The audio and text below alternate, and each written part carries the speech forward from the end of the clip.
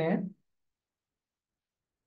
when one person signifies to another his willingness to do or abstain from doing anything with a view to obtain the assent of that other to such act or abstinence, then the person is said to make a proposal or an offer. बस इतनी सी definition है, कल सबको by heart ये learn होनी चाहिए। Number one. Number to, आइए acceptance and promise की सिंगल उसमें सेक्शन में डेफिनेशन दी हुई है। when the person to whom the proposal is made signifies his consent or assent thereto, then the proposal is said to be accepted.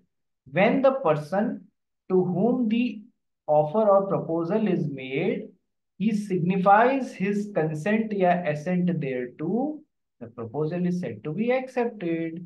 इतनी simple definition है। Offer क्यों दिया था? सामने वाले की कंसेंट या एसेंट ले सके उस ऑफर के प्रति, इसीलिए दिया था ना। तो जब वो उस ऑफर, तो क्या है डेफिनेशन एक्सेप्टेंस की?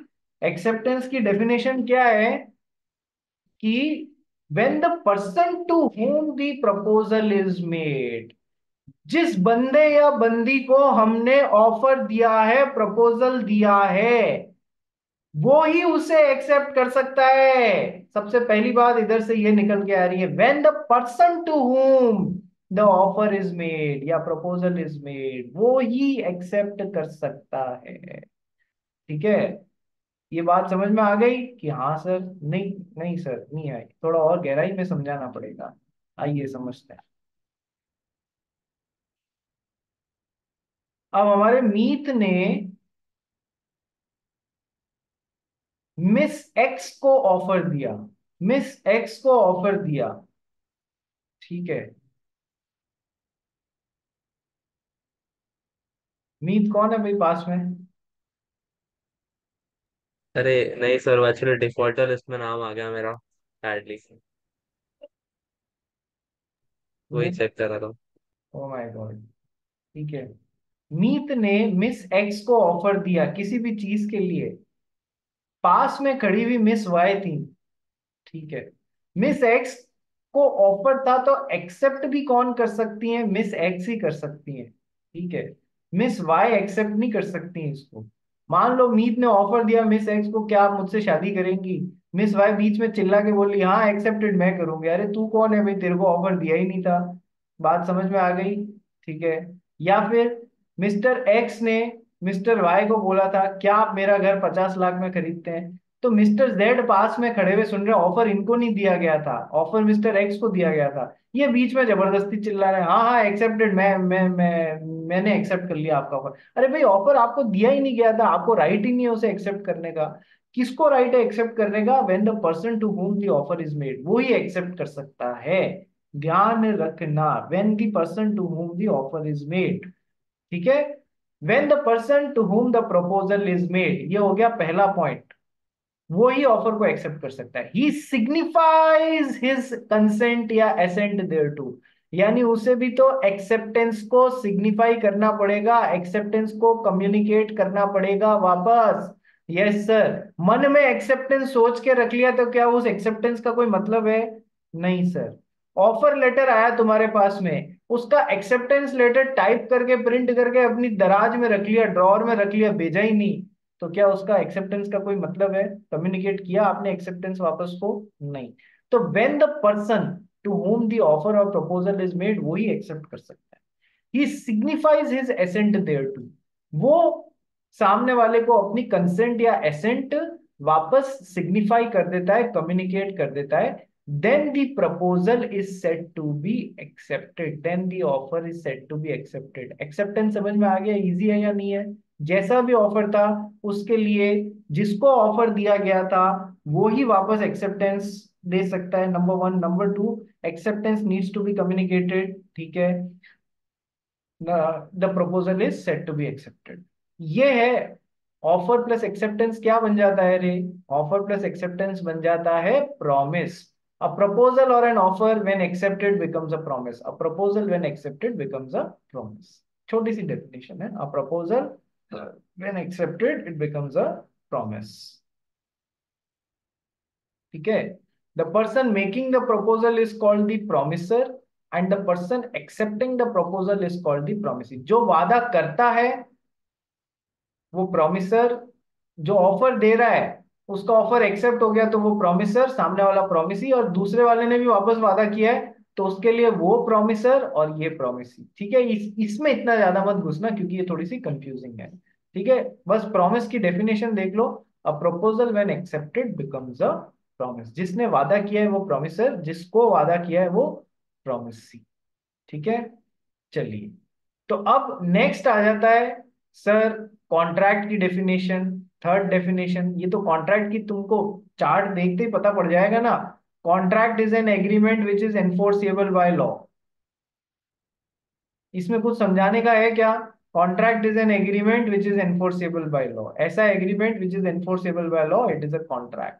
ये हो गई तुम्हारी next definition. An agreement which is enforceable by law is a contract. ये ठीक है। बाकी अपन कल चालू करते हैं void agreement, voidable contract, void contract, consideration. ठीक है, ये अपन एग्रीमेंट। चलो एग्रीमेंट कर लेते हैं। एग्रीमेंट अपन कहाँ तक पहुंचे थे सर? चार्ट में अपन ने ऑफर की डेफिनेशन कर ली, यस सर। एक्सेप्टेंस की डेफिनेशन कर ली, यस सर। प्रॉमिस की डेफिनेशन कर ली, प्रॉमिस की डेफिनेशन कर ली ना? यस सर, अभी तो करी। a proposal when accepted it becomes a promise। Promise में क्या लाके जोड़ दूं कि सर कंसिडरेशन जोड़ देते हैं। आ जाओ कंसिडरेशन करते हैं पहले। प्रॉमिस में क्या, अभी है 10 मिनट। प्रॉमिस में क्या लाके जोड़ दूं कि सर कंसिडरेशन जोड़ देता हूं। ठीक है, तो कंसिडरेशन का मैंने आपको क्या मतलब बताया था? समथिंग इन रिटर्न बताया था या नहीं बताया था? Something in return. आपने किसी को घर देने का वादा किया तो आपको समथिंग इन रिटर्न मिलना चाहिए ना। आपने घर दिया तो आपके घर देने के बदले में आपको समथिंग इन रिटर्न 50 लाख रुपए मिल रहे हैं। ठीक है, और वो 50 लाख रुपए दे रहा है तो उसको बदले में समथिंग इन रिटर्न घर मिल रहा है। दोनों पार्टीज को कुछ ना कुछ कंसिडरेशन मिलना चाहिए। ठीक है,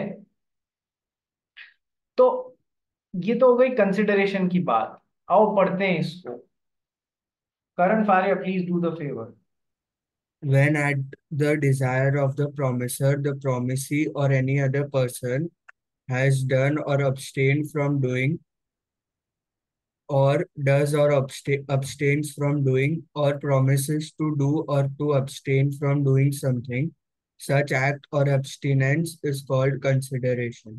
consideration is something in return, ये तो लॉजिक समझा दिया। लैटिन लैंग्वेज में देखो, लॉ को डेवलप होने में लैटिन कंट्रीज और लैटिन लैंग्वेज का बहुत बड़ा रोल रहा है, तो हम उधर से भी कुछ वर्ड्स को, कुछ सेइंग्स को यूज करते हैं। In Latin words this something in return is known as quid pro quo. In Latin words this, ये याद रखना बेटा, ये इंपॉर्टेंट है। In Latin words, this something in return is based on quid pro quo. Quid pro quo, something in return. तो exam में question कैसे आ सकता है? Consideration is based on the premise of Kwid pro Q, explain. तो आपको दिमाग में याद होना चाहिए क्विड प्रो क्यू का मतलब समथिंग इन रिटर्न है, फिर तो आप एक्सप्लेन कर लोगे यदि इतना सा याद रह जाएगा तो। ठीक है, तो याद रखना है Latin term Kwid pro Q. अब आ जाओ, ये क्या कहानी गाई हुई है यार, ये समझते हैं अपन। देखो, एक तो मैंने आपको बताया था कंसिडरेशन का मतलब। फिर मैंने आपको बताया ऑफर कैसा भी हो सकता है। ऑफर कुछ करने के लिए पॉजिटिव ऑफर भी हो सकता है, कुछ नहीं करने के लिए नेगेटिव ऑफर भी हो सकता है, बताया था। आज से धमाकेदार क्लासेस चालू हो रही हैं। अब जिसने ट्रैक नहीं रखा साथ में वो डूब जाएगा भैया, मैं क्लियर बोल रहा हूँ। तुम्हारे पे डिपेंड करता है, तुम मेरे साथ बरोबर, मेरे से आगे कितना दौड़ना चाहते हो, मेरे साथ साथ दौड़ना चाहते हो। पीछे जो लैग कर गया ना वो डूबेगा, 100% डूबेगा। इस माइंडसेट के साथ में आगे बढ़ना। चलिए, अब आ जाते हैं अपन कंसिडरेशन। इंग्लिश में आपने टेंसेस पढ़े? इंग्लिश में आपने टेंसेस पढ़े? टेंसेस कितने तरीके के होते हैं? पास्ट टेंस, प्रेजेंट टेंस और फ्यूचर टेंस। पढ़ा है या नहीं पढ़ा है? Yes sir. Past tense, present tense, future tense. तो सर कंसिडरेशन जो है वो पास्ट में भी दिया जा सकता है, प्रेजेंट में भी दिया जा सकता है और फ्यूचर में भी दिया जा सकता है। एग्जाम्पल दिखाता हूँ तीनों का आपको। सर, करण फारिया जो है वो नीम मुरारका का दोस्त है। सबसे पहले मैं प्रेजेंट टेंस का एग्जाम्पल लेता हूँ। आ जाओ। तुम्हारी मदर है, मान लो करण फारिया की मम्मी है, ठीक है। वो मार्केट में सब्जी खरीदने जाती है, वेजिटेबल वेंडर के पास में सब्जी खरीदने के लिए जाती है। वेजिटेबल वेंडर से पूछती है कि मेरे बेटे को भिंडी बहुत पसंद है भैया, बोलो भिंडी क्या भाव दी। तो वो बोलता है माँ जी 100 रुपए की 2 किलो। ठीक है। तो करण फारिया की मदर बोलती है ओके डन, 2 किलो भिंडी दो, ये पकड़ो 100 रुपए और 2 किलो भिंडी दो। जिस समय कॉन्ट्रैक्ट बन रहा था सब्जी खरीदने का, उसी समय इस पार्टी से इस पार्टी को भी प्रेजेंट में कंसिडरेशन चला गया, इस पार्टी से इस पार्टी को भी 2 किलो भिंडी मिल गई। दोनों पार्टीज एक दूसरे को प्रेजेंट में कॉन्ट्रैक्ट बनाते समय ही कंसिडरेशन दे दे रही हैं या नहीं दे दे रही हैं, बताओ। उसने भी कॉन्ट्रैक्ट बनाते समय 100 रुपए दे दिए करण की मम्मा मम्मा ने, और इसने भी 2 किलो भिंडी कॉन्ट्रैक्ट बनाते समय ही हाथों हाथ पकड़ा दी। दोनों पार्टीज को प्रेजेंट में कंसिडरेशन मिल रहा है। Yes sir, consideration can be past, consideration can be present, consideration can be future. Present समझा दिया, फ्यूचर समझाता हूं। करण फारिया देश छोड़ के बाहर जा रहे हैं। इनके पास में एक बहुत ही खूबसूरत मोटरसाइकिल है, हायाबुसा है इसके पास में। चलो, फिर जब अपन एग्जाम्पल ले ही रहे हैं तो अच्छे वाले ही लेते हैं। हायाबुसा है इसके पास में। अब कर नीम मुरार का जो है, उसको बाइक की जरूरत थी, ठीक है। तो दोनों ने एक दूसरे से बात की, क्या तू मेरी मोटरसाइकिल खरीदेगा? हाँ खरीदूंगा। कि कब, कितने में? कि 2 लाख रुपए में, ठीक है। तो ये तय हुआ कि मुझे अगले महीने की 30 तारीख को मुंबई छोड़ के जाना है। तो अगले महीने की 30 तारीख को मैं अपनी बाइक तेरे को दूंगा, और उसी अगले महीने की 30 तारीख को तू मेरे को 2 लाख रुपए देगा। इसने भी फ्यूचर में कंसिडरेशन देने की बात की, इसने भी फ्यूचर में कंसिडरेशन देने की बात की। फ्यूचर कंसिडरेशन कॉन्ट्रैक्ट बनाते समय नहीं, कॉन्ट्रैक्ट बनने के बाद एक पार्टी दूसरी पार्टी को देगी तो वो फ्यूचर कंसिडरेशन होगा। रेफरेंस पॉइंट क्या हुआ? कॉन्ट्रैक्ट बनाने के समय से पहले ही कंसिडरेशन आ चुका है, कॉन्ट्रैक्ट बनाते समय कंसिडरेशन आ रहा है, या कॉन्ट्रैक्ट बनने के बाद कंसिडरेशन आ रहा है। रेफरेंस पॉइंट कॉन्ट्रैक्ट बनाने का टाइम होगा, जिससे डिसाइड किया जाएगा पास्ट कंसिडरेशन है, प्रेजेंट कंसिडरेशन है, या फ्यूचर कंसिडरेशन है। गर्ल्स को समझ में आया? महक, पूंजी, यस। नमित, तेरे को समझ में आया? नेतन, ठीक है। किसी को भी कोई भी डाउट हो पूछ लेना, शर्म मत करना। हमारे हिंदी में एक कहावत है, जिसने की शर्म उसके फूटे करम, ठीक है। पढ़ोगे नहीं तो डाउट नहीं आएंगे, डाउट नहीं आएंगे तो पूछोगे नहीं, डाउट आ गए और नहीं पूछा तो तुम्हारे फूटे करम, ठीक है। आ जाओ। तो यहाँ पर प्रेजेंट कंसिडरेशन प्रेजेंट होता है, भिंडी वाला एग्जाम्पल। फ्यूचर वाला कि मैं भी तुझे अगले महीने की 30 तारीख को मोटरसाइकिल दे दूंगा, तू मुझे 2 लाख रुपए उस समय दे देना। Future consideration. पास्ट कंसिडरेशन की बात करते हैं, चलो। करण फारिया के एक मित्र थे नीम मुरार का। नीम मुरार का थोड़ी तकलीफ में थे, तो करण फारिया ने उनकी हेल्प कर दी, 3 लाख रुपए से मदद कर दी। नीम मुरार का एक दिन करण के पास में आया, बोला देख यार, तूने मेरी मदद तो कर दी, लेकिन यार मैं पैसे चुका नहीं पाऊंगा, मेरी फाइनेंशियल पोजीशन अभी इतनी स्ट्रांग नहीं है। तू एक काम कर, तू मेरी कार रख ले यार, बदले में तू मेरी कार रख ले। इसने कहा ठीक है यार, मुझे वैसे भी जरूरत है, तू नहीं चुका पाएगा, मेरे को कार दे दे, कोई दिक्कत नहीं है। तो कार खरीदने और बेचने का कॉन्ट्रैक्ट कब बन रहा है सर? अभी बन रहा है सर। करंट फारिया से नीम मुरारका को जो कंसिडरेशन जा चुका है, वो कॉन्ट्रैक्ट बनने से पहले जा चुका है, पास्ट में। यस, तो ये हो गया नीम मुरारका के लिए, तो हो गया पास्ट कंसिडरेशन। और करंट फारिया को कैसा मिल रहा है? कॉन्ट्रैक्ट बनाते समय कार मिल रही है, तो इसके लिए प्रेजेंट कंसिडरेशन। बात समझ में आ गई? बोलो यस और नो। नीम मुरारका, दांत तो दिखा रहे हो, समझ में आ गया या नहीं आ गया ये बता दो बस। आ गया सर। आ गया ना? ठीक है। अपने माँ बाप से पास्ट प्रेजेंट फ्यूचर टेंस में मत बात करना, नहीं तो प्रेजेंट में एक झापड़ पड़ जाएगा सब लोगों को, कि मैंने पास्ट में आपके लिए ये किया था तो आप मेरे लिए ये करो। ठीक है, ऐसे कभी बात करने की जरूरत नहीं है, ठीक है। चलिए, तो ये हो गया past consideration, present consideration, future consideration. तो when at the desire of, अब चलो इसको समझाऊंगा कल, इसका बेसिस मैंने आपको बता दिया।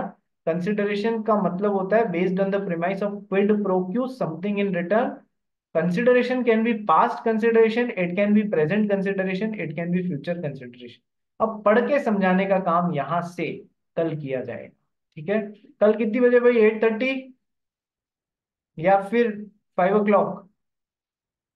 कल कितनी बजे डिसाइड करके बता देना। रेगुलर टाइम 8:30 है, कोई चेंज करना है 5 रखना है तो सवेरे तक इन्फॉर्म कर देना भैया। ठीक है, चलिए। Yes sir.